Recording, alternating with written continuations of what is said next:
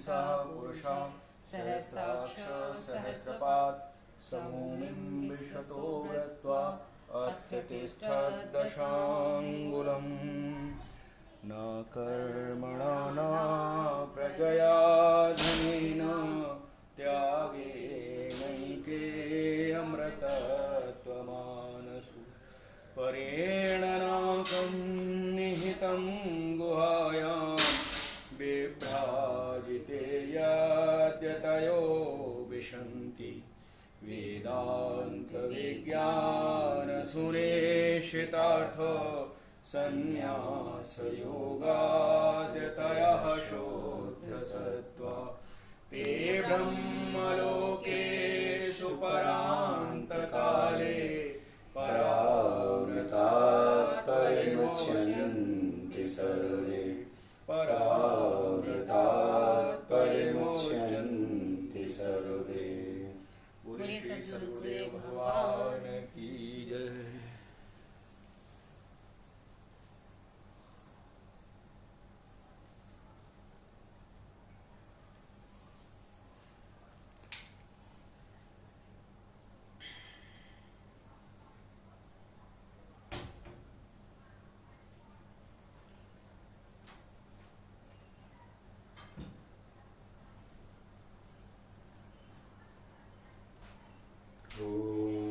सहना भवतु सहनौ भुनक्तु सह वीर्यं करवावहै तेजस्विनावधीतमस्तु मा विद्विषावहै। ॐ शान्ति शान्ति शान्तिः। शङ्करं शङ्कराचार्यं केशवं बादरायणं सूत्रभाष्यकृतौ वन्दे भगवन्तो पुनः पुनः। ईश्वरो गुरुरात्मेति मूर्तिभेदविभागिने व्योमवद्व्याप्तदेहाय दक्षिणामूर्तये नमः। सदाशिवसमारम्भां शङ्कराचार्यमध्यमाम् अस्मदाचार्यपर्यन्तां वन्दे गुरुपरम्पराम्।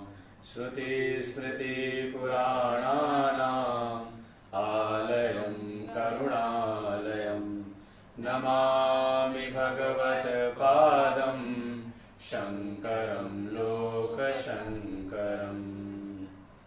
नारायणं पद्मभवं वसिष्ठं शक्तिं च तत्पुत्रपराशरं च व्यासं शुकं गौडपदं महान्तं गोविन्दयोगीन्द्रमथास्य शिष्यं श्रीशङ्कराचार्यमथास्य पद्मपादं च हस्तामलकं च शिष्यं तं तोटकं वार्तिककारमन्यान्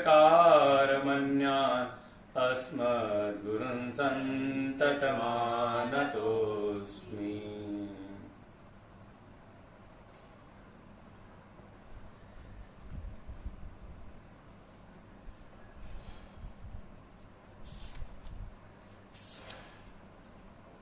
कल हम लोगों ने शांति मंत्र का भाव हमने देखा कि एक हमारी ऋषि परंपरा कि जो भी कार्य हमें प्रारंभ करना हो सर्वप्रथम हम भगवान से प्रार्थना करते हैं कि हमारा जो भी कार्य है वो निर्विघ्न पूर्ण हो।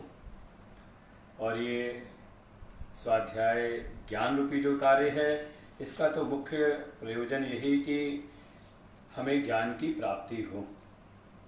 वो परमेश्वर हम दोनों को ही अर्थात दोनों मिलकर प्रार्थना कर रहे हैं, आचार्य और शिष्य दोनों ही। तो जो भी प्रमाद और अन्याय से युक्त होने पर जो भी दोष हो सकते हैं इस स्वाध्याय में, इस ज्ञान की चर्चा में, का उन दोनों का ही निराकरण हो जाए। अर्थात वो परमेश्वर हम दोनों की रक्षा करें।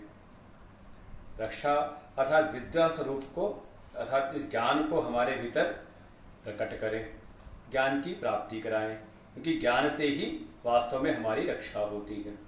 फिर केवल ज्ञान परोक्ष ज्ञान नहीं, बुद्धिगत ज्ञान नहीं, बल्कि इसका अप्रोक्षानुभूति भी हो, अर्थात वो परमेश्वर ही हमारा साथ साथ पालन भी करे। पालन अर्थात जो भी हम ज्ञान श्रवण कर रहे हैं, सुन रहे हैं, इसको हमें इसका जो फल है शोक मोह की निवृत्ति, वो भी हमारे भीतर उत्पन्न हो। फिर कहा जो भी हमने श्रवण किया, हमारे द्वारा जो कुछ भी अध्ययन किया जा रहा है, ये सब का सब तेजस्वी हो, हमारे भीतर एक तेज को प्रकट करें कि हमारे भीतर कभी किसी परिस्थिति में भी दयनीय स्थिति हमारी ना बने, दीनता ना उत्पन्न हो, हमारे द्वारा ये अध्ययन किया हुआ ज्ञान का तेजस्वी हो। और साथ ही साथ कहा प्रमाद और अन्याय के कारण ये शिष्य और आचार्य का जो भी संबंध है, इसमें कोई दोष ना आए। शिष्य सदैव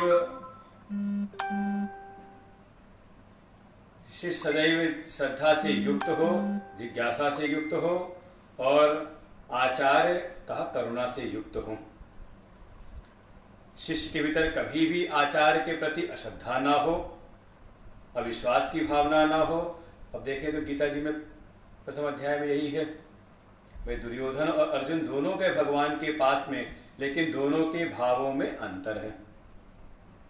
दुर्योधन गया तो कहीं उसके चित्त में आचार्य के प्रति एक संदेह है कि ये हैं तो मेरे तरफ खड़े, लेकिन इनकी करुणा, इनकी कृपा किस पर है? काव्य पक्षियों के प्रति है। तो एक व्यंग्य करता है, कटाक्ष करता है। और वहीं अर्जुन के हृदय में बिल्कुल पूर्ण समर्पण का भाव, शिष्यस्ते हम साधि माम त्वाम प्रपन्नम, हे भगवान मैं आपका शिष्य हूँ, जिज्ञासा के साथ में जानने के लिए आपकी शरण में आया हूँ, आप ही मुझको मार्गदर्शन लीजिए, और आपके अन्यत्र मुझे कोई और आश्रय दिखता नहीं। बिल्कुल स्पष्ट अपनी श्रद्धा को व्यक्त किया है। तो शिष्य जिज्ञासा से युक्त हो और आचार्य के प्रति उसके हृदय में परम श्रद्धा हो। शास्त्रेषु गुरुवाक्येषु सत्य बुद्ध्याधारणया, श्रद्धा का शब्द इसमें उपनिषद में भी आता है जब प्रारंभ करेंगे तो। और आचार्य के हृदय में, आचार्य के भीतर भी का कोई भय और आस ना हो। भय आस होगी तो हो सकता है कोई गोपनीय ज्ञान हो तो शायद छुपा के रख ले कि हाँ फिर कभी काम पड़ेगा तो फिर इसको बताएंगे फिर। और भय हो तो भी शायद वो बात ना निकले जो हृदय में भाव है, जो अपना अनुभव है, मजबूरी में मुख्य बात बता दें, और जो विशेष बात है तो इसको छुपा लें। का भय और आस नहीं, बल्कि उनके हृदय में भी शिष्य के प्रति करुणा का भाव हो कि उन्होंने जो भी साधना करके अपने गुरुदेवों की साधना सेवा करते हुए जो भी ज्ञान की प्राप्ति की है वो उनको अपने शिष्य को प्रदान करें। तो इस प्रकार से यहाँ पर शांति मंत्र, और 3 बार शांति शांति शांति शांति, अर्थात तीनों प्रकार के तापों का हमारे जीवन में शमन हो। इसके उपरांत शांति मंत्र के बाद फिर भगवान भाष्यकार प्रवेश करते हैं, और उन्होंने सबसे पहले मंगलाचरण किया अपने इस भूमिका भाष्य में। ओम नमो भगवते वैवस्वताय मृत्यवे ब्रह्म विद्याचार्याय नचिकेतसे च, कि सबसे पहले इस पूरी परंपरा को ही, अपनी आचार परंपरा को, जो ये उपनिषद है इसकी जो आचार परंपरा है उसको नमन किया। कि इस उपनिषद का प्रारंभ हुआ का एक शिष्य के रूप में है नचिकेता, और उनको उपदेश करने के लिए साक्षात स्वयं मृत्यु के देवता वैवस्वत अर्थात सूर्य के पुत्र मृत्यवे, मृत्यु अर्थात यमराज। सूर्य के वे 2 संतानें हैं, यम और यमी, कैसे कहा जाता है? तो वही कहा यमराज को नमन करके, और उनका संबोधन भी किया यहाँ पर भगवते, अर्थात वो जो आचार्य के रूप में बैठे यमराज कौन है? कहा भगवत स्वरूप है, अर्थात षड ऐश्वर्य संपन्न। षड ऐश्वर्य याद करने पड़ेंगे, सारे प्रसंग में आए थे। समग्र ऐश्वर्य, समग्र यश, समग्र धर्म, समग्र श्री, समग्र ज्ञान और समग्र वैराग्य के जिनके भीतर स्थित हों उनको हम कहते हैं भगवान। ये 6 भग हैं, ऐश्वर्य, धर्म, यश, श्री, ज्ञान और वैराग्य। जो 6 भग से संपन्न हो ऐसे हम कहते हैं उनको भगवान। तो ऐसी भगवती व्यवस्थाएं का विवस्वान के पुत्र, सूर्य के पुत्र जो यमराज हैं उनको नमन है। और साथ ही ये ब्रह्म विद्या के आचार्य रूप में है। और साथ ही साथ अच्छा, ब्रह्म विद्या के आचार्य तो हैं लेकिन कोई शिष्य ना हो तो, जैसे अब गीता जी हम श्रवण कर रहे थे, भगवान के भीतर ज्ञान तो है लेकिन अब कोई पूछने वाला ही ना होता अर्जुन तो हमें ज्ञान की प्राप्ति ना हो पाती। इसलिए जो उनके जो शिष्य रूप में है नचिकेता, उनको भी नमन है कि उन्होंने जा करके अपने जो भी भीतर जिज्ञासाएं थी उन्होंने भगवान यमराज से पूछा। और जब पूछा तो करुणा से ओतप्रोत होकर के यमराज ने उनको उपदेश किया। तो ये इस प्रकार से इस उपनिषद की जो परंपरा, आचार परंपरा, संप्रदाय, उसको नमन किया। और नमन करने के उपरांत अब प्रवेश करते हैं और सीधे प्रकाश डाला उपनिषद शब्द के ऊपर। ज्यादातर कभी भी उपनिषद का स्वाध्याय हो तो पहले तो यही समझाया जाता है उपनिषद है क्या, और जो समझाया जाता है वो इसी उपनिषद में भगवान भाष्यकार ने दिया है। उपनिषद शब्द की व्याख्या जो हम लोग हर जगह सुनते हैं, बिल्कुल यहाँ पे भगवान भाष्यकार ने लिखा हुआ उस बात को, इसी को हम लोग हर जगह पे सुनाते रहते हैं। जैसे उपनिषद शब्द हम कहते हैं 3 उसमें शब्द हैं, उप, नी उपसर्ग है और साथ में जो धातु है वो सद। तो भगवान भाष्यकार कहते हैं सदेर धातु विसरण गत्य अवसादन अर्थस्योपनि उपनिपूर्वस्य प्रत्ययांतस्य रूपम उपनिषद इति। कि उप नी उपसर्ग के साथ में धातु है सद, और वहां भी कहते हैं सद, सद लृ, उसमें क्यु प्रत्यय लग करके हो जाता है शद, चटकुण वाला शद। तो जो धातु है सद, उसका भाव का उसके 3 अर्थ हैं, विशरण, गति, अवसाद, अवसादन।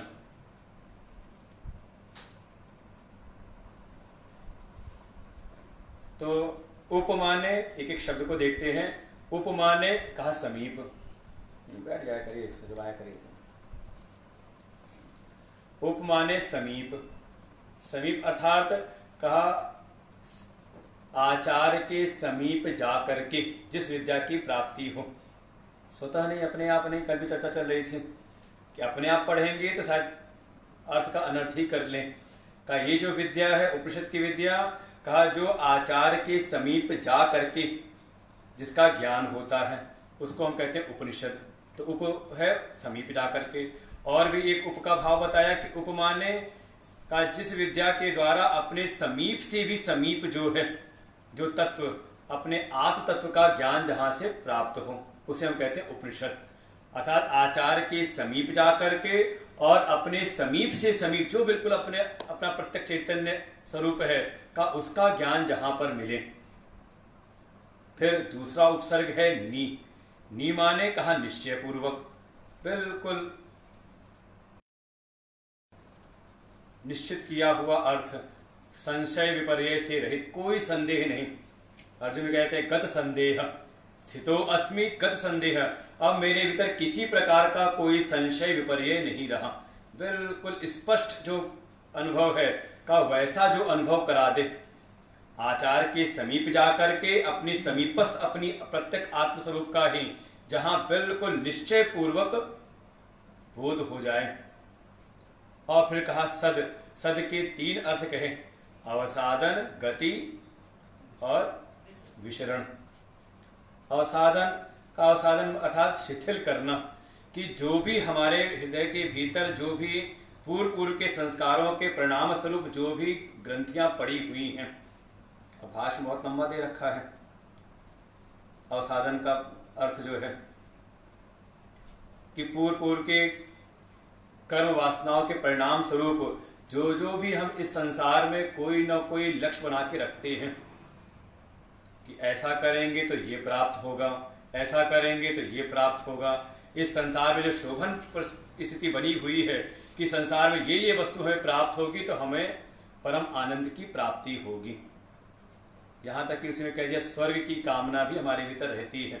और परिणाम क्या होता है, वो ऐसी एक ग्रंथि पड़ी हुई है चित्त के भीतर कि बार बार उसको हम प्राप्त करने के चक्कर में इस संसार के संसरण में हमें पड़ना पड़ता है। पुनरपि जननम पुनरपि मरणम वाले संसरण में का ये जो अविद्या के कारण, अज्ञान के कारण जो भीतर ये ग्रंथि है, कर्म ग्रंथि, अविद्या काम कर्म ग्रंथि, कहा इस उपनिषद की विद्या के द्वारा जब इसका हम श्रवण करते हैं, स्वाध्याय करते हैं, तो थोड़ा इसमें शिथिलीकरण होता है। ये जो गांठ बिल्कुल,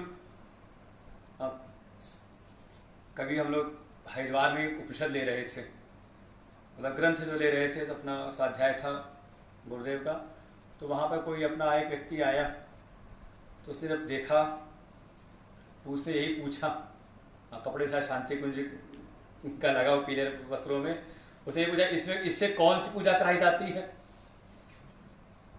कौन से इसकी कौन सी पूजा कराई जाती है, फिर उससे किस देवता की पूजा होती है, फिर उसका परिणाम क्या होता है, लाभ क्या होता है। तो हमने कहा ये पूजा के लिए नहीं है, पूजा के बाद की बात है, आगे के लिए है, ज्ञान की प्राप्ति के लिए है।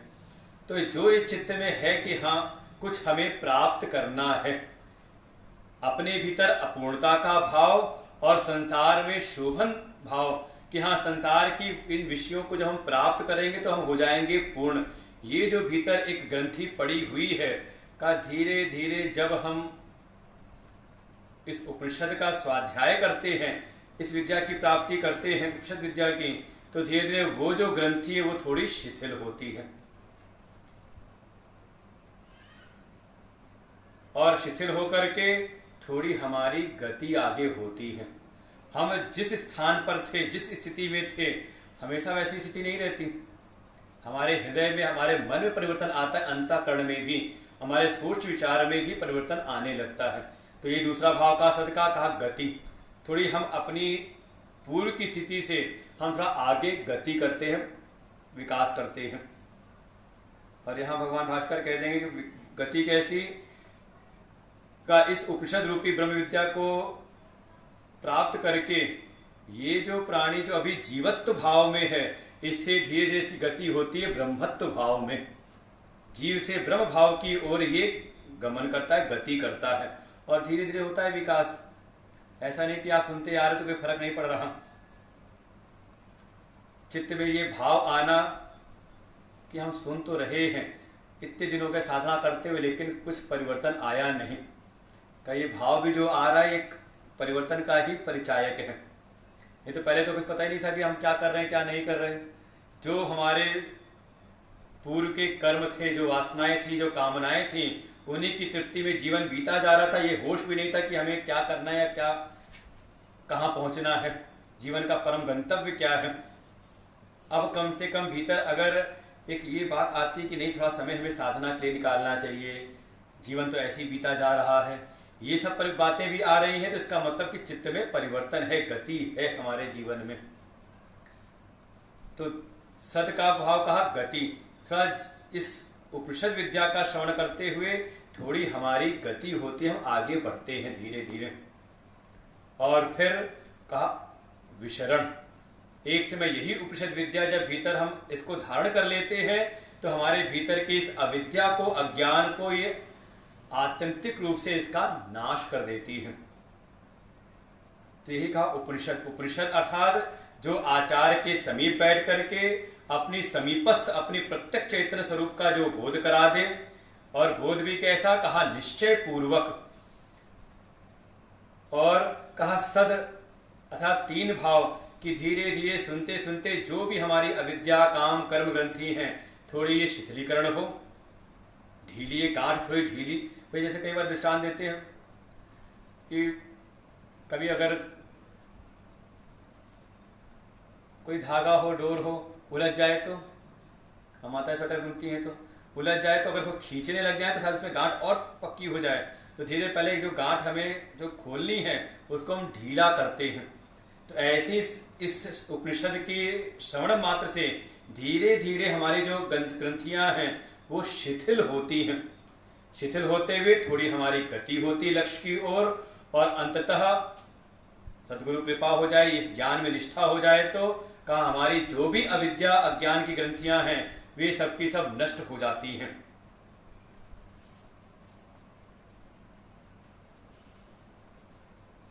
इसलिए उपनिषद शब्द से सीधे सीधे यहां पर कहा, इसका उपनिषद का प्रतिपाद्य क्या है का वही प्रत्यक्ष चैतन्य स्वरूप आत्म स्वरूप अपना, यही इसका बिल्कुल प्रतिपाद्य विषय है। इसीलिए ये जो विद्या उपनिषद है इसके लिए भगवान भाष्कर अनुबंध चतुष्टय बताते हैं कि ये ब्रह्म तत्व की प्राप्ति कराने वाली विद्या है, इसलिए इसके विशेष अधिकारी विषय प्रयोजन और संबंध भी हैं, उनको भी हमें समझना चाहिए। तो वो भी यहाँ पर दे रखा है भाष्य में ही। एवं उपनिषद निर्वचने नैव विशिष्टो अधिकारी विद्यायाम उक्तः विषयश्च विशिष्ट उक्तो विद्याया परम ब्रह्म प्रत्यक आत्मभूतम। किसका एक विशिष्ट अधिकारी है जो पूर्व में ही बता दिया था, ये मुमुक्षुवो दृष्टानुश्रविक विषय तृष्णा संत। किसका विशिष्ट अधिकारी कौन है, किसके लिए उपनिषद प्रारंभ हो रहा है, किसको ये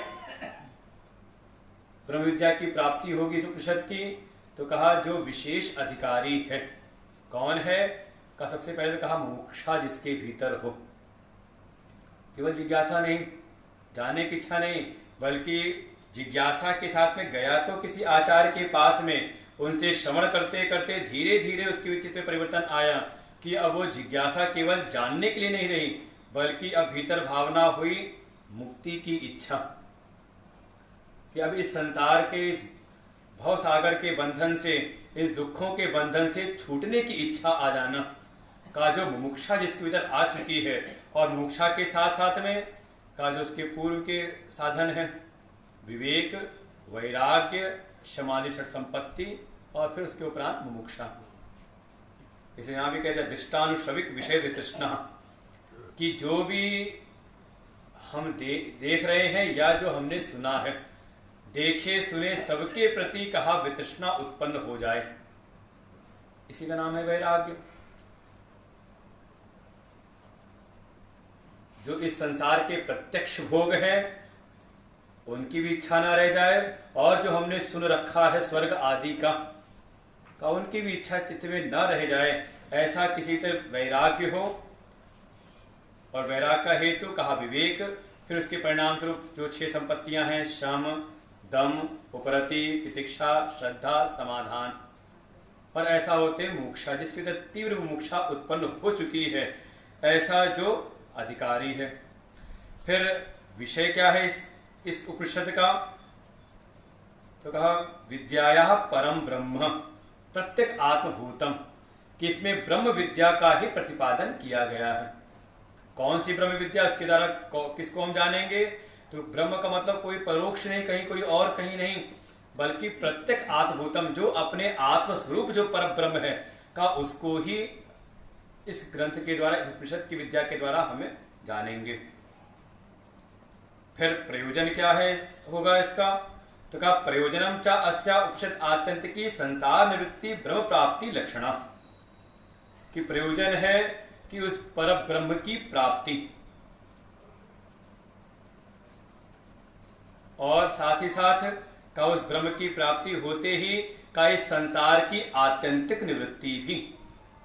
ये जो हमारा अनादिकाल से अज्ञान का इस संसार में संसरण हो रहा है, जन्म मृत्यु रूपी का, उन सारे संसरण का कहा आत्यंतिक रूप से निवृत्ति करा देना ही इस उपनिषद विद्या का प्रयोजन है। फिर चौथा कहा संबंध। संबंध क्या है, तो संबंध यहां पर प्रतिपाद्य प्रतिपादक 2 प्रकार का संबंध रहता है। जैसे अगर कहीं पर कर्म की मीमांसा है तो वहां पर केवल सुनने से नहीं होगा, पहले हम उसका श्रवण करें और फिर जो हमने सुना है उसके अनुरूप जब हम कुछ क्रिया करते हैं तब उस फल की हमें प्राप्ति होती है। तो वहां कहते हैं प्रापक, पहले सुने और फिर जब उसका हम क्रिया करें, कुछ कार्य करेंगे तो हमें उस फल की प्राप्ति होगी, तब प्रयोजन की सिद्धि होगी। लेकिन ये जो उपनिषद विद्या है इसमें कहा प्रतिपादक बोध्य बोधक संबंध का श्रवण सुनते सुनते ही का हमें उस फल की प्राप्ति, उस प्रयोजन की सिद्धि हो जाएगी। ये नहीं कि हम सुनेंगे उसके बाद कुछ करेंगे तो ब्रह्म की प्राप्ति होगी, कहना, क्योंकि वो वस्तु ऐसी कोई वस्तु नहीं कि वो अप्राप्त हो, कहीं दूर नहीं, बल्कि वो तो अपना प्रत्यक्ष स्वरूप है, अपना ही आत्मस्वरूप है। बस ये है कि अनादिकाल की जो अविद्या है, अज्ञान है, उसके कारण उस पर एक आवरण सा पड़ गया है। अज्ञान का आवरण, अविद्या का जो आवरण, तो सुनते सुनते वो सारे अज्ञान अविद्या के जो आवरण हैं वो सारे पर्दे छटते हैं और जो अपना वास्तविक स्वरूप है, अपना आत्मस्वरूप का वो स्वयं प्रस्फुटित हो जाता है। इसलिए यहां पर सुनने के उपरांत कुछ करने की नहीं। हाँ, जहां पर अगर रहता है कि सुनने के बाद भी बोध उत्पन्न नहीं हुआ, तो उसमें केवल एकमात्र हेतु है अपनी अपात्रता, अधिकारित्व की कमी है। हाँ, उस अधिकारित्व को प्राप्त करने के लिए, उस योग्यता को प्राप्त करने के लिए कहेंगे कि हाँ, अंतःकरण की शुद्धि के लिए आप कुछ साधनाएं करिए, धर्म, योग, उपासना इत्यादि जो भी साधनाएं हैं उनको अपने जीवन में लाएं। लेकिन उस कर्म के द्वारा, उन उपासनाओं के द्वारा का वो ब्रह्म तत्व की प्राप्ति नहीं होगी, का अपने आत्मस्वरूप की प्राप्ति, ब्रह्म स्वरूप की प्राप्ति कहा श्रवण काल में ही होगी, सुनते सुनते ही। सुनते सुनते ही जब अज्ञान का जो आवरण जब कटता है तो अपना स्वरूप साक्षात स्वयं प्रकट हो जाता है। तो इस यहां पर है बोध्य बोधक संबंध, प्रतिपाद्य प्रतिपादक संबंध। सुनते सुनते ही, श्रवण काल में ही अपने आत्म स्वरूप का हमें बोध हो जाता है। इसलिए जो कोई भी यहाँ पर बिल्कुल अगर कोई योग्य अधिकारी है, तीव्र मुमुक्षा से युक्त है, आचार्य के पास जाकर के समीप बैठ करके अपने समीपस्थ आत्मा के विषय में जब श्रवण करता है तो श्रवण करते करते ही उसको अपने आत्म स्वरूप का बोध उत्पन्न हो जाता है। ऐसा करते हुए अब हम लोग उपनिषद में प्रवेश करते हैं। पहला मंत्र है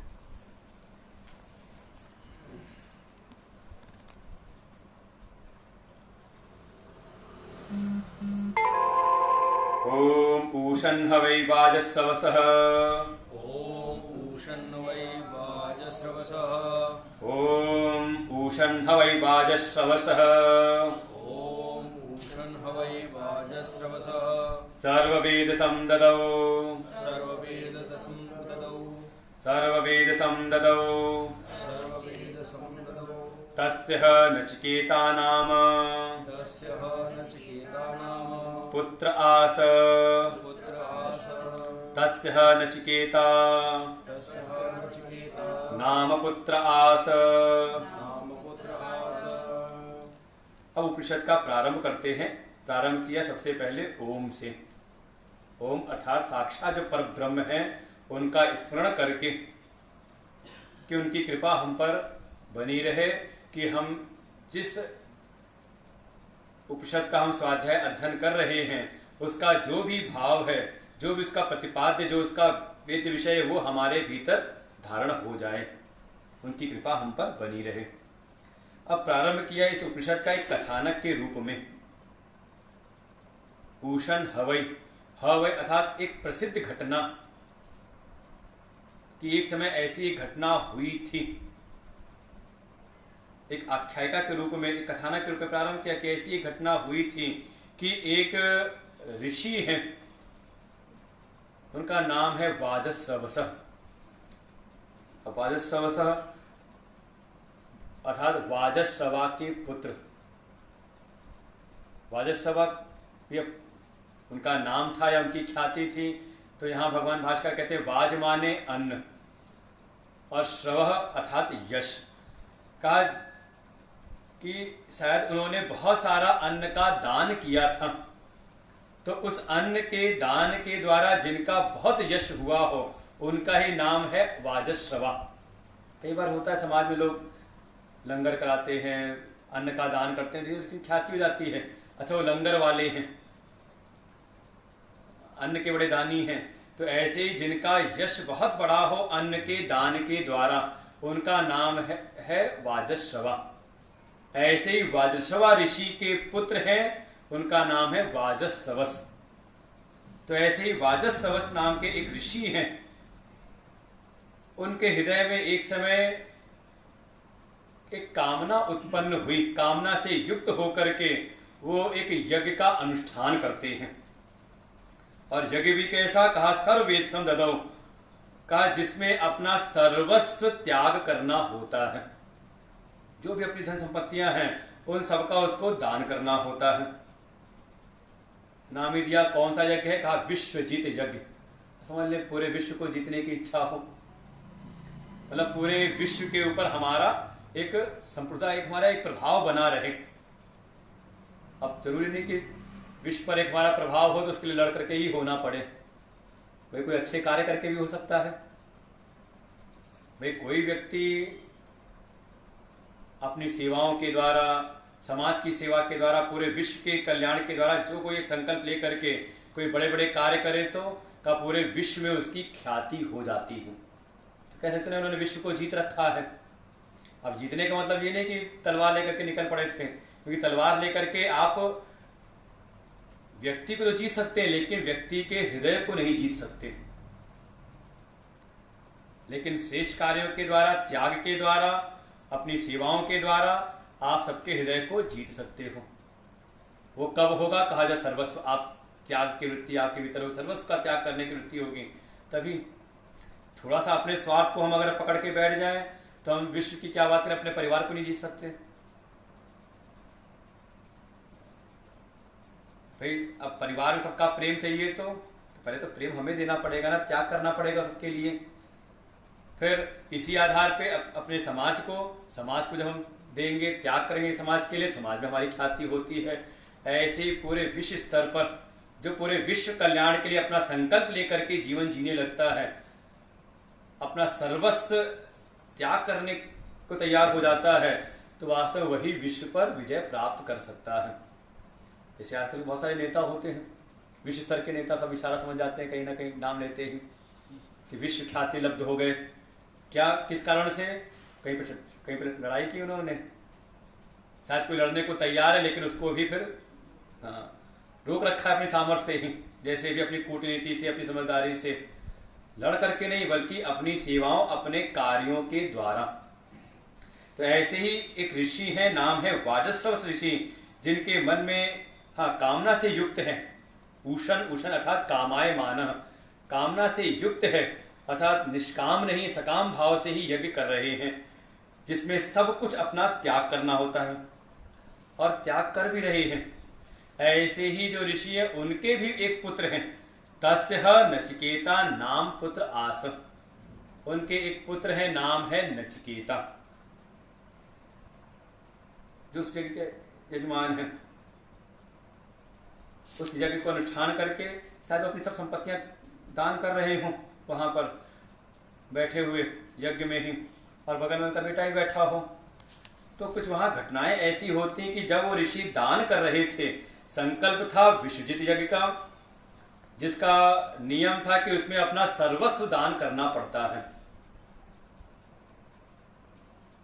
लेकिन शायद कुछ मन में ऐसी भावना कि जब कोई वस्तु लाई जा रही थी दान के लिए, तो उसमें जो अच्छी अच्छी वस्तुएं थी उसको तो छांट के किनारे रख ले रहे थे, और जो कुछ सेकंड क्वालिटी रही हो, थर्ड ना कहे तो, जो फर्स्ट क्वालिटी की थी उसको तो छांट के रख लेने, नहीं अभी तो ये अच्छी है, और कुछ जो हल्की फुल्की हो उसको निकाल के सबको दान देते जा रहे हैं ब्राह्मणों को। ये स्थिति देखी बगल में उनके पुत्र ने, नचिकेता ने। अब पुत्र भी कैसा है, कहा पुत्र भी नाम का पुत्र नहीं है। पुत्र की परिभाषा दी गई हमारे देवी भागवत पुराण में, पुंनाम नरकात त्रायते इति पुत्र, कि पुत्र कौन है, कहा जो अपने माता पिता को पुम नाम के नरक के दर्शन न करने दे, मतलब अर्थात पुम नाम का एक नरक है उससे तार दे, उसे पार करा दे, का वही पुत्र है। झगड़ने वाले नहीं, झगड़ करके अधिकार लेने वाले। हाँ, किसी ने कहा नहीं अब पुत्र नहीं होते, अब पुत्र पुत्रियां नहीं होती। कौन होते, कहा अब लड़के और लड़कियां होते हैं। का अंतर क्या है, का अंतर यही पुत्र का बताया, जो अपने द्वारा श्रेष्ठ कर्म करके अपने पिता का हित चाहे और उनको पुम नाम नरक से तार दे। अब ऐसे तो होते नहीं, अब तो ये भावना भीतर है नहीं, क्योंकि सत्संग स्वाध्याय करते नहीं, अपने पुराणों का अपने शास्त्रों का स्वाध्याय करते नहीं, तुमको यही पता नहीं कि हमारा कर्तव्य क्या है।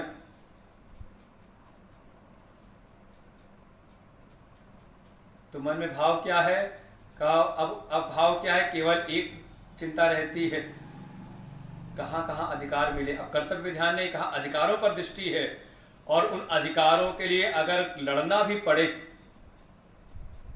लड़ना मतलब अब हाथापाई नहीं हो रही, का कोर्ट कचहरी भी करना पड़े तो कोई उसमें नहीं, अपने अधिकारों को लड़ने को तैयार रहते। तो कहा कौन है, कहा ये है लड़के और लड़की, अर्थात जो लड़ करके अपने अधिकारों को माता पिता से ले ले। ऐसे नहीं, यहां कौन है, कहा उनके जो पुत्र हैं नचिकेता, बिल्कुल वैदिक सिद्धांतों के अनुरूप उनका जीवन है, अवस्था भी कोई ज्यादा नहीं है, भी बालक रूप में ही। अगला मंत्र पढ़ लेते हैं। तमह कुमारम संतं दक्षिणासु नीयमानासु श्रद्धा विवेश सोमन्यत तमह कुमारम संतं दक्षिणासु नीयमानासु श्रद्धा विवेश सोमन्यत। तो एक पूरे घटना का एक यहाँ पर निरूपण किया कि वो जो ऋषि है उन्होंने संकल्प लिया था विश्वजित यज्ञ का, जिसमें सर्वस्व का दान करना पड़ता है, लेकिन जब दान का समय आया तो दान में वो शायद अच्छी अच्छी वस्तु छांट के किनारे करते जा रहे थे, शायद थोड़ा पुत्र मोह शेष हो जीवन में, कि मन में हो मेरा पुत्र भी तो है, इसके लिए तो कुछ रहना चाहिए, सब दान दे दिया तो इसका क्या होगा, ये बिल्कुल होता है चित्त में। उस भावना में शायद अच्छी अच्छी जो गायें थी उनको तो उन्होंने छांट करके किनारे रख लिया, जो गौशाला से गायें आने लगी दान करने के लिए, और जो कई गुजरी थी गायें उनका वो दान करने लगे। लेकिन वहां जो बैठा था उनका पुत्र, अवस्था बताई यहां पर तमह कुमारम, कि अभी कुमार अवस्था के हैं। भगवान भास्कर कहते हैं इसको, कहा कुमार, कुमार माने लोग समझते थे टीन एज, मतलब 13, 14, 15 साल का, कहा नहीं, वहां पे कहा कुमार का दिया, कुमारम प्रथम वयसम संतम अप्राप्त जनन शक्ति, अप्रजनन शक्ति, का वो अवस्था जिसमें अभी प्रजनन शक्ति उत्पन्न नहीं होती। छोटे बालक हैं, लगभग 7-8 वर्ष के, ऐसे बालक हैं वहीं बैठे हुए यज्ञ मंडप में ही, जहां पर वो दान के लिए गाय आ रही थी। उन्होंने देखा जो दक्षिणा के लिए जो गाय लाई जा रही थी, उनको देख करके थोड़ा इन नचिकेता के हृदय में श्रद्धा का आविवेश हुआ, श्रद्धा प्रकट हुई। श्रद्धा अर्थात आस्तिक बुद्धि, शास्त्रेषु गुरु वाक्येषु सत्य बुद्धिया अवधारणया, जो उन्होंने अभी तक अध्ययन किया है शास्त्रों का, अपने श्री गुरुचरणों के आश्रित रहते हुए गुरुमुख से जो कुछ उन्होंने अभी वेद के सिद्धांतों का जो उन्होंने श्रवण किया है, उसके प्रति सत्य की बुद्धि, वो नहीं कि हाँ सुना तो है लेकिन वाली बुद्धि नहीं, कि हाँ सुनते तो हैं, ठीक है ऐसा लिखा है, लेकिन फिर भी थोड़ा देखना पड़ता ना समाज की स्थिति को, ये वाली भावना नहीं, बिल्कुल सत्यत्व वाली भावना, कि अगर शास्त्र ने लिखा है, अगर दान का ये विधान बताया है, दक्षिणा का ये विधान बताया है, तो इसके अनुरूप ही हमें दक्षिणा देनी चाहिए। उससे अगर हम कुछ करते हैं तो शायद हमारे दान और दक्षिणा का उचित फल प्राप्त नहीं होगा। तो जैसा वेद ने बताया है, शास्त्रों का जैसा आदेश है, उसके अनुरूप ही हमें वर्तन करना चाहिए। ऐसी शास्त्र के प्रति आस्तिक बुद्धि, सतत बुद्धि भीतर उनके प्रकट हुई, और ऐसा जब हुई तो वे फिर विचार करने लगे। अब घटना हो रही है, वो पिता यज्ञ कर रहे हैं, वो दान दे रहे हैं, लेकिन दान में जो वस्तुएं दे रहे हैं, दक्षिणा में जो वस्तुएं दे रहे हैं, उसको देख करके नचिकेता के हृदय में थोड़े अपने पिता के प्रति, यहाँ लिखा भगवान भास्कर ने, आस्तिक बुद्धि पितुरहित काम प्रयुक्ता अविवेश प्रविष्टवती। ये श्रद्धा भी क्यों उत्पन्न हुई? कोई कटाक्ष करने के लिए नहीं। आजकल के समय हो तो वो देख ले कोई कमी तो सीधे पिता कटाक्ष करता है, पिता ये क्या कर रहे हो, ये व्यंग करता है, हमें तो ऐसा समझाते हो और खुद ऐसा कर रहे हो, सीधे कह देते हैं, सीधे कटाक्ष सीधे सीधे। लेकिन यहां पर भावना कटाक्ष की नहीं, बल्कि भावना है पितुरहित काम प्रयुक्त का, पिता के हित की भावना को विचार करते हुए उनके भीतर शास्त्र के प्रति श्रद्धा उत्पन्न हुई कि पिताजी जैसा कर रहे हैं ये शास्त्र के अनुरूप नहीं है, इसको करने से मेरे पिता का हित नहीं बल्कि अहित ही होगा। ऐसी भावना हृदय में उत्पन्न हुई और फिर विचार करने लगे कि पिताजी जो जो दे रहे हैं वो ठीक नहीं है, इसका परिणाम क्या होगा। तो आगे अगले मंत्र में तीसरा मंत्र है। हाँ, बड़ा उपनिषद है, जल्दी चलना पड़ेगा हो जाए।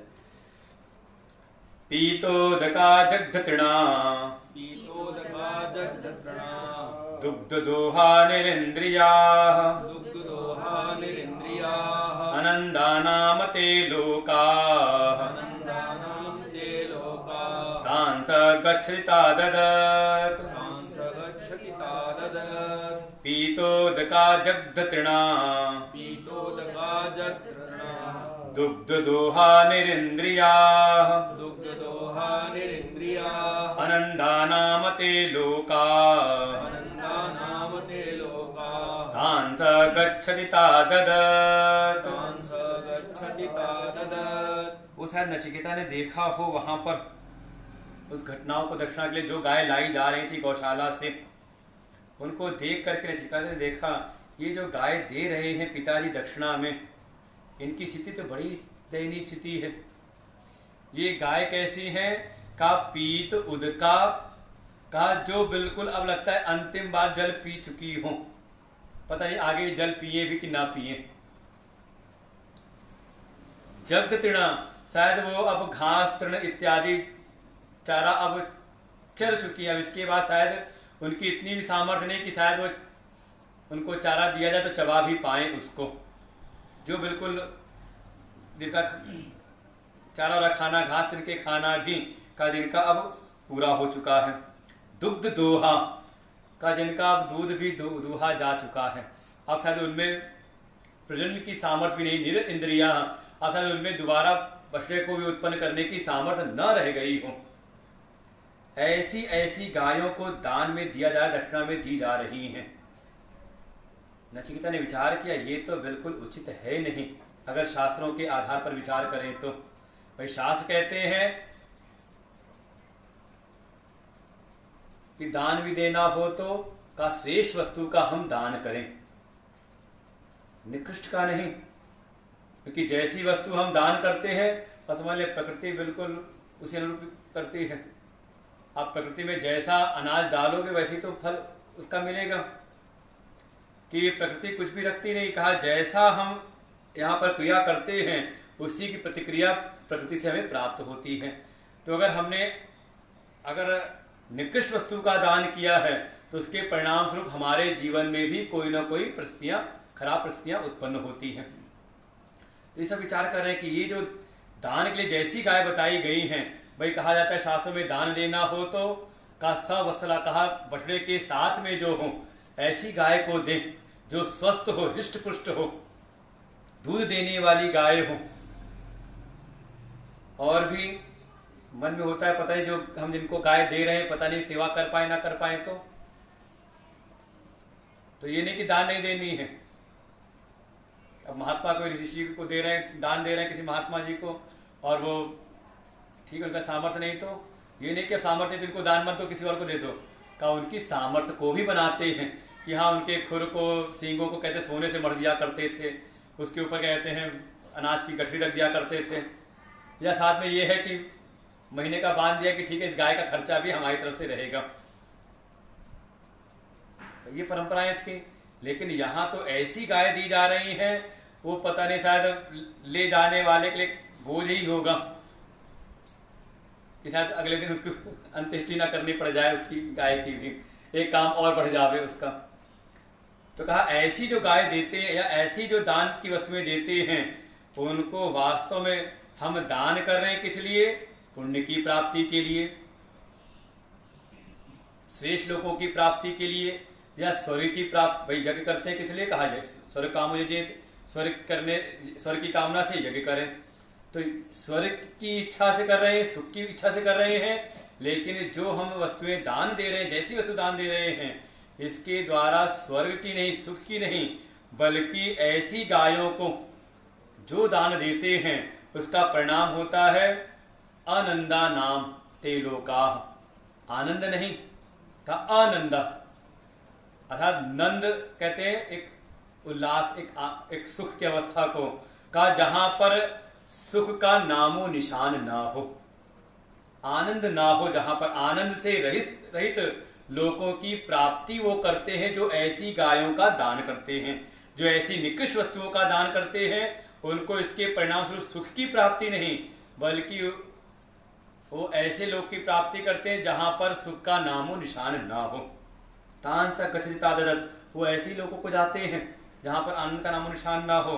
तो ये विचार करते हुए नचिकेता के मन में आया कि इसमें तो मेरे पिता का अहित ही होगा,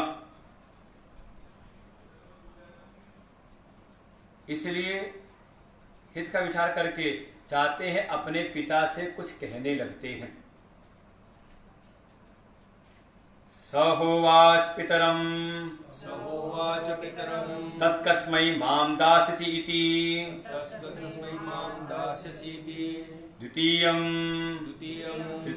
तगुं होवाच तृतीयं तम होवाच मृत्वे त्वा ददामीति मृत्वे त्वा ददामीति सहोवाच पितरं सहोवाच पितरं तत्कस्मै मां तस्मै मां दास्यसीति दास्यसीति द्वितीयं तृतीयं तं होवाच तं होवाच मृत्वे त्वा ददामीति मृत्वे त्वा ददामीति। कि ये जो नचिकेता है अपने पिता के अनिष्ट की आशंका से, कि ये जो मेरे पिता कर रहे हैं, जो कार्य कर रहे हैं, इससे कहीं उनका अनिष्ट ना हो जाए, इस आशंका से थोड़ा भीतर विचार करने लगते हैं और मन में समझ आते हैं कि जो पिता मेरे ऐसा कार्य कर रहे हैं शायद मेरे कारण ही कर रहे होंगे। मेरे से उनका प्रेम है, अपनत्व है, ममत्व है, तो शायद मेरे लिए ही ये संपत्तियां बचा करके रख रहे हैं कि अच्छी अच्छी वस्तुओं को छांट के रख लिया है, शायद मेरे लिए रख लिया हो। और जो निकृष्ट वस्तुएं हैं, जो ऐसी गायें हैं, जो भी वर्णन किया, पीतोदका जगतना दुग्ध दोहा निरिंद्रिया, ऐसी जो बिल्कुल गायें हैं जो किसी काम की नहीं, उन गायों का दान कर रहे हैं, दक्षिणा में दे रहे हैं। तो मन में विचार किया अगर मुझको ही दान दे दें तो, अगर मुझको ही किसी को सौंप दे, क्योंकि जो यज्ञ कर रहे हैं विश्वजीत नाम का यज्ञ कर रहे हैं जिसमें अपना सर्वस्व का दान करना होता है, अपनी जो भी संपत्ति सब दान करनी होती है। सर्वे समददौ, तो मैं भी तो पिता की संपत्ति ही उनका पुत्र हूं, कि अगर ये मुझको भी दान कर देंगे तो जो मेरे मोह के कारण, मेरे मुझसे प्रेम के कारण जो वस्तुएं रख रहे हैं, शायद इसको भी निकाल करके फिर वो दान कर देंगे, जिससे उनका फिर अनिष्ट नहीं होगा, बल्कि उनको इष्ट लोगों की प्राप्ति होगी। जो उनकी कामनाएं हैं, क्योंकि ऊषण अर्थात कामायमान, जो इस कामना से युक्त होकर के यज्ञ कर रहे हैं, उनकी सारी कामनाएं पूर्ण हो जाएंगी। और अगर मैं रहा तो, मैं रहूंगा तो फिर शायद मेरे फिर बचा के रखेंगे अच्छी अच्छी चीजों को, और निकृष्ट वस्तुओं का दान करेंगे, तो परिणाम में उनका अनिष्ट होगा। तो ऐसा विचार करके फिर नचिकेता चले जाते पिता के पास में। सहोवाच पितरम, पिता के पास जाकर के नचिकेता ने कहा, कस्मै माम दाससी, हे पिताजी आप मुझको किसे प्रदान कर रहे हैं, मुझको किसे दान दे रहे हैं। एक बार पूछा होगा तो शायद पिता ने उपेक्षा कर दी, ध्यान नहीं दिया। जैसे कई बार आप कोई कार्य काम कर रहे हो और बच्चा के कुछ बातें पीछे बोले तो वो ध्यान नहीं देते, नहीं ध्यान दिया तो का द्वितीयम पितरम कस्मै माम दाससीति, पिताजी आप मुझे किसको दे रहे हैं, किसको दान में मुझको दे रहे हैं। द्वितीयम, पिताजी ने फिर ध्यान नहीं दिया, फिर बच्चे ने फिर बोला तृतीयम, तीसरी बात ये होता है बच्चा के बार बार कहता है, अपनी बात मनवाने के लिए बोलता है। तृतीयम, तीसरी बार फिर कहा तम होवाच, तीसरी बार फिर जाकर के कहा कस्मै माम दाससी, पिताजी आप मुझको किसको दे रहे हैं, दान में किसको दे रहे हैं मुझे। तो जब 3 बार बोला तो एक स्वभाव होता है कि अगर बच्चा बार बार आकर के टोके, बार बार आकर कोई बात कहे तो एक बार तो गुस्सा आ ही जाता है और फिर कुछ गुस्से में ढड़क देते हैं, जैसे कुछ भी कह दे आप बोल लेते हैं।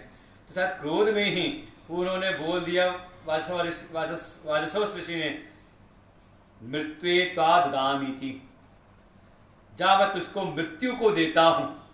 जैसे आप लोग बोलचाल में कहे जा कहीं मर क्यों नहीं जाता,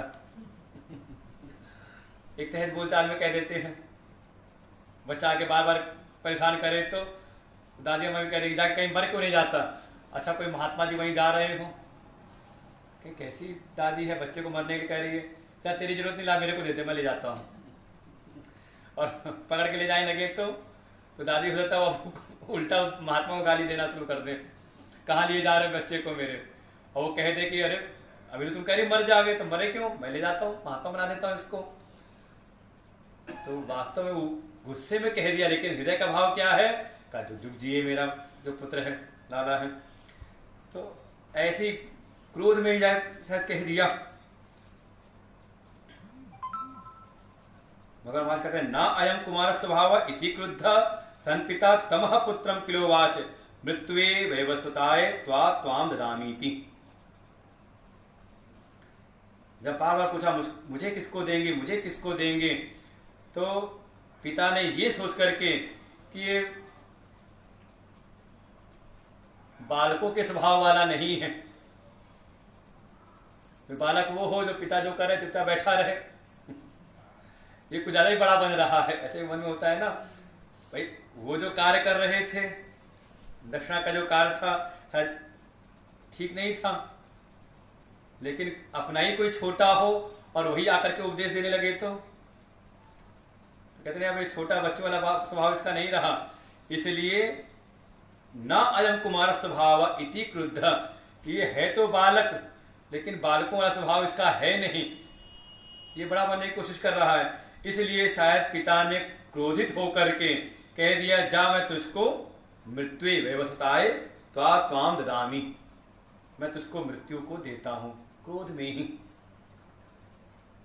लेकिन पुत्र जो थे नचिकेता का वो कुछ योग्य ज्यादा थे, आज के वाले नहीं थे, वैदिक परंपरा को मानने वाले थे। स एवं मुक्तः पुत्र एकांते परिदेवांचकार कथम इति उच्यते। पिता ने जब कह दिया जा तुझे मैं मृत्यु को देता हूं, तो ये नहीं समझा कि पिता ये गुस्से में कहा है और चुपचाप किनारे हो जाएं कि हम तो आए थे इनका हित करने के लिए और जब इनको अपने खुद ही अनिष्ट करना है तो मैं क्या कर सकता हूं, ऐसे उपरत नहीं हुए। बल्कि नचिकेता किनारे जा करके एकांत में थोड़ा किनारे बैठ करके विचार करने लगते हैं कि पिता ने कहा है मृत्यु को मैं देता हूं, मृत्यु को देता हूं, अर्थात मृत्यु के जो देवता है यमराज को तुम्हें देता हूं, तो क्या प्रयोजन है, और बैठ करके विचार करने लगते हैं अपने भीतर। तो कह सकते हैं ये पुत्र और शिष्य के लक्षण हैं। भागवत जी में भी आता है कि 3 प्रकार के पुत्र हैं और 3 प्रकार के शिष्य हैं। तो नचिकेता अपने भीतर विचार करने लगते हैं कि कैसे कैसे का, एक तो है श्रेष्ठ कोटि के, प्रथम कोटि के, दूसरे मध्यम और तीसरे अधम। तो भागवत जी में तीनों आएगा, उत्तम, मध्यम और अधम। जहां केवल 2 की चर्चा है, भाई वेद है, या अधम की चर्चा नहीं है, क्योंकि अधम होता तो यहाँ पे पहुंचना ही मुश्किल था। तो भागवत जी में आता है उत्तमश्च चिंतनम कुर्यात्, प्रोक्त कार्य तो मध्यम, अधमश्च अश्रद्धया कुर्यात्। पिताजी बाहर से आए, धूप से, गर्मी से आए, दृष्टांत दिया जाता है। धूप से आए, अंदर बैठे, पुत्र है, उसने खुद ही विचार किया पिताजी गर्मी से आ रहे हैं तो क्या देना चाहिए, सबसे पहले जल अर्पण करना चाहिए। तो क्या हो गया, जिसने स्वयं अपनी बुद्धि से विचार कर लिया कि हाँ पिताजी के हित के लिए ये करना चाहिए, तो ये कौन हो गए, का ये उत्तम है। उत्तमस चिंतनम कुर्यात्, वो स्वयं चिंतन करता है कि मैं अपने माता पिता की क्या सेवा करूं, अपने आचार्य गुरु की मैं क्या सेवा करूं, कहने पर नहीं, अपने आप विचार करके जो सेवा कर दे, कहते हैं वो उत्तम पुत्र और उत्तम शिष्य हैं। दूसरे प्रोक्त कार्य तो मध्यम, पिताजी आए, बैठे, उन्होंने कहा बेटा पानी ले आओ, और वो झट से उठा और जाके जल लेकर के आया, भी लेकर के आता हूं, ले आया जल। ये उत्तम ना समझ ले। हाँ, आज के समय लोग कहते हैं लो सारी आज्ञा तो मानते हैं, हम आपकी बातें मानते हैं, का बातें ही मानते हो ना, कहा ये उत्तम वाले नहीं बल्कि आप हो गए मध्यम वाले, जो आज्ञा का पालन करे। प्रोक्त कार्य तो मध्यम, जो आज्ञा का पालन करे, कहा ये मध्यम है, सेकंड क्वालिटी के हैं।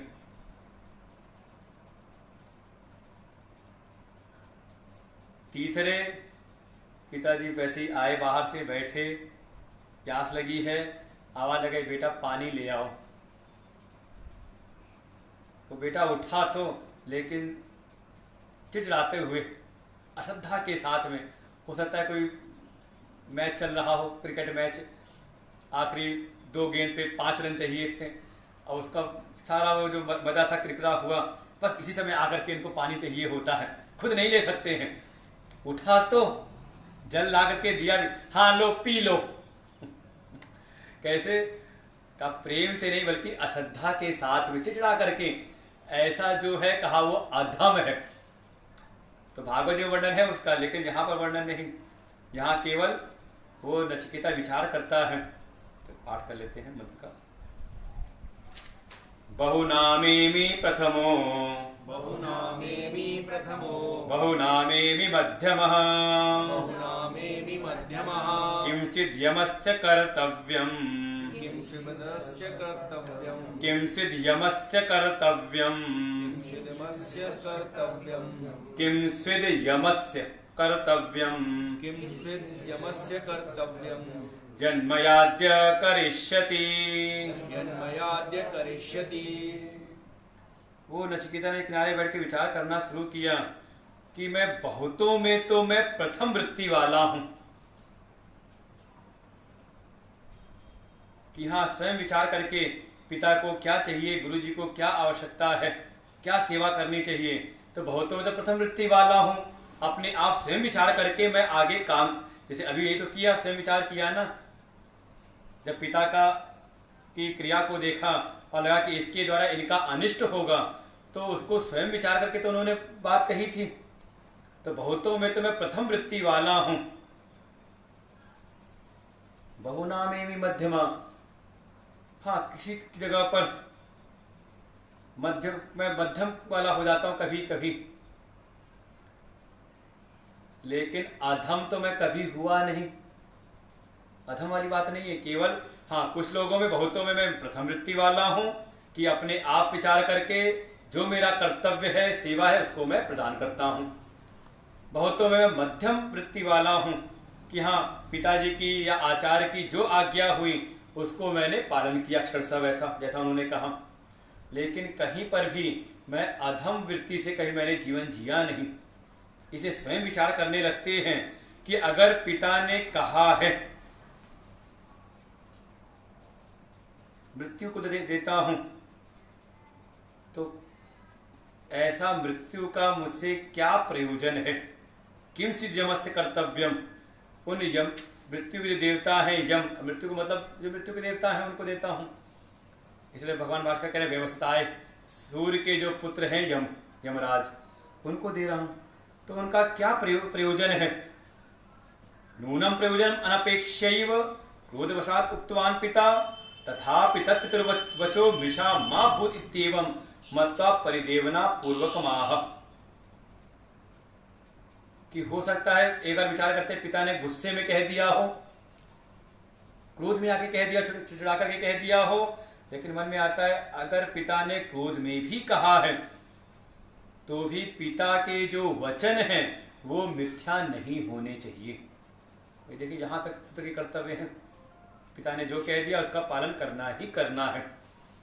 कि उनका क्या मुझसे प्रयोजन है यमराज का, जो मेरे द्वारा ही जन्मयात करिष्यति, जो मेरे द्वारा आज सिद्ध होगा, ऐसा कौन सा प्रयोजन है।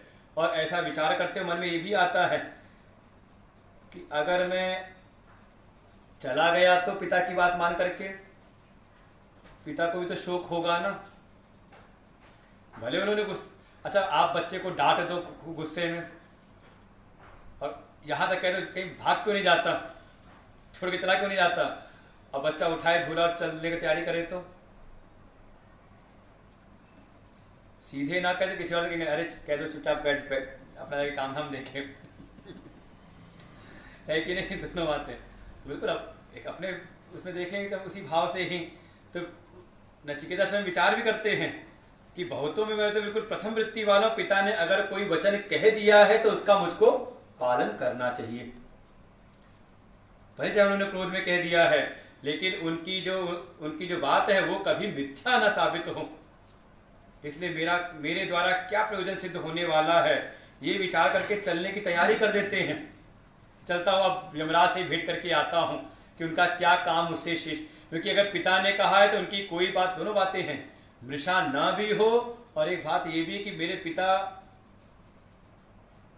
संयमी हैं, तपस्वी हैं, उनकी बात कभी मृषा होती नहीं। चलो फिर देख करके आता हूं, अगर उन्होंने कोई बात क्रोध में भी कह दी है तो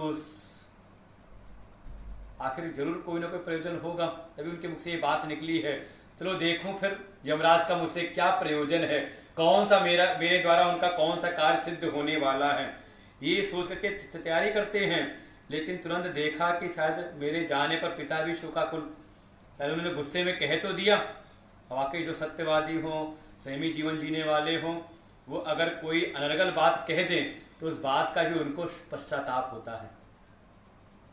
अब जो दिन भर बकबक करता रहे, बकवाद में लगा हो, उसको नहीं पता चलता कि क्या बोला क्या नहीं बोला।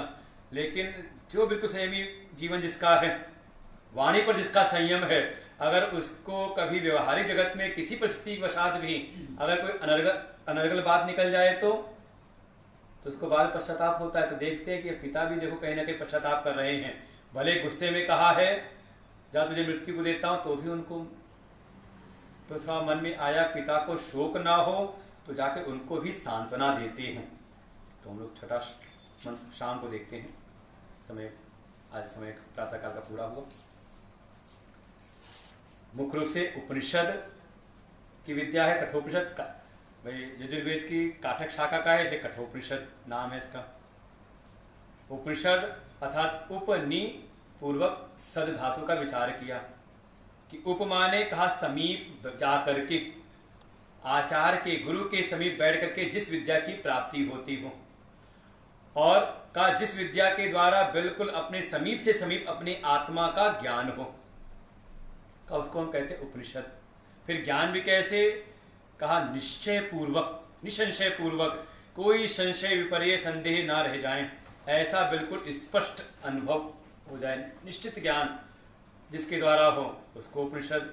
और ज्ञान का प्रभाव क्या का इस विद्या के द्वारा धीरे धीरे जो भी हमारी अविद्या ग्रंथियां हैं का वो धीरे धीरे शिथिल होती हैं, ढीली पड़ती हैं, वो अविद्या की गांठ, वो कामनाओं की गांठ ढीली होती है, धीरे धीरे हमारी कुछ गति होती है, हमें साधना पथ पर थोड़ा आगे बढ़ते हैं, क्रमिक हमारा विकास होता रहता है। और विकास करते हुए का जीवत्व से हम ब्रह्मत्व की ओर गति करते हुए एक दिन ब्रह्म निष्ठा की प्राप्ति कर लेते हैं। विशरण अर्थात अज्ञान अविद्या का नाश करके अपने आत्म स्वरूप में ही, ब्रह्म स्वरूप में ही आकर के अवस्थित हो जाते हैं। ऐसी ये उपनिषद की विद्या है जिसका प्रारंभ कथानक से हुआ। आगे हम लोग कथा को कल देखते हैं, शाम को 5 से 6:30।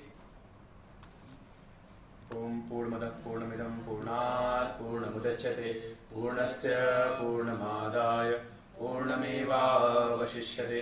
ओम शांति शांति शांति। हरि ओम। श्री गुरुभ्यो नमः। हरि ओम।